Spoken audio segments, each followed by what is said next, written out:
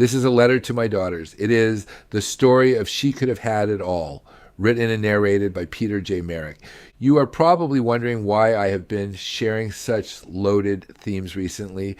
Let's call it what they are, provocative. Well, in short, these are sections that are finding their way into a little book I have been working on in my spare time for the past 3 years called Exit with Success, Reclaiming Your Dignity.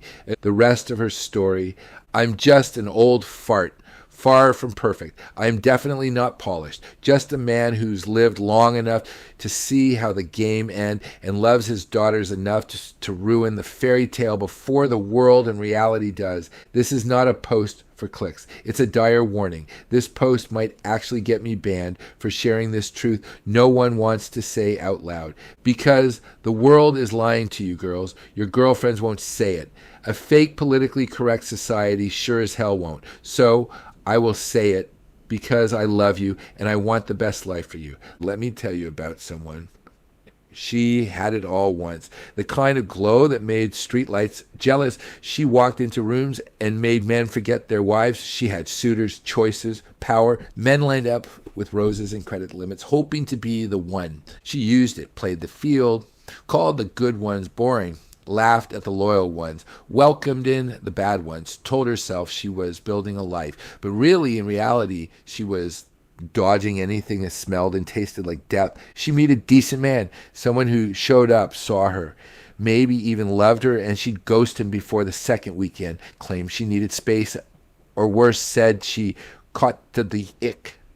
The truth, real intimacy terrified her. Being seen scared the hell out of her. She wanted sparks, not roots. She mistook chaos for chemistry, and she now lives in a house too big for her, renting out the extra rooms to cover the mortgage. Her savings ran out like the lovers did long ago. She drinks from cardboard wine boxes and keeps her beer in the trunk because the fridge broke, and she tells herself that she is too independent to ask for help. But the reality is, no one cares to help.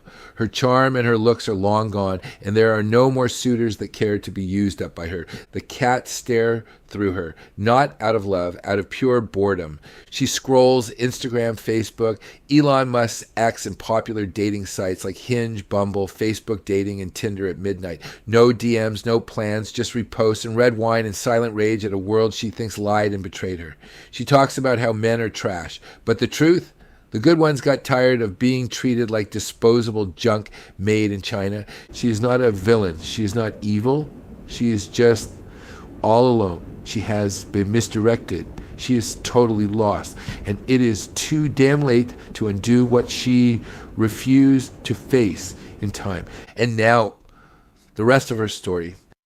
Her truth she might one day admit to herself or not. She once in her youth had one man who saw through all of it, not impressed by the show, not scared of her thorns. He offered her real life, showed up with both feet planted, made her laugh without trying, loved and cherished her for her.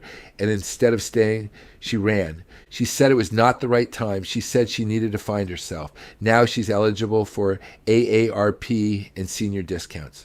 Still searching. So here is my plea to you, my daughters, and to every daughter out there from a man, from a father that cares. Do not become bitter like her. Do not chase control and call it empowerment. Do not mock the men who offer you something real. Do not waste what God gave you thinking the party never ends.